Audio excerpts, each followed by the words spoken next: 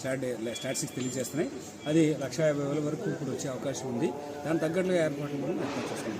ప్రధానంగా సామాన్య భక్తుల విషయంలో ఇక్కడ క్యూ కాంప్లెక్స్ని కొత్తగా ప్రసాదం స్కీమ్లో 3 ఫ్లోర్స్ అన్ని సౌకర్యాలతోటి క్యూ కాంప్లెక్స్ కూడా ప్రత్యేకంగా సామాన్య భక్తుల కోసం ఏర్పాటు చేయడం జరిగిందండి. అలాగే క్యూ లైన్స్ ఏర్పాటు ఇప్పటికే కంప్లీట్ అయిపోయి విత్ టాయిలెట్ ఫెసిలిటీస్, అలాగే షేడ్ తోటి కంప్లీట్గా ఉన్నాము. అలాగే డ్రింకింగ్ వాటర్ అన్ని రకాల ప్రదేశాలు కూడా ఏర్పాటు చేసుకున్నాము.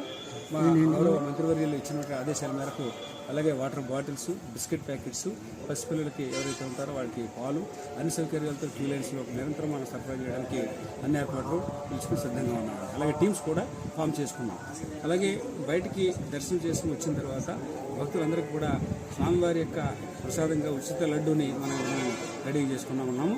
దాని మేరకు మనం డిస్ట్రిబ్యూట్ చేయడానికి సిద్ధంగా ఉన్నాము.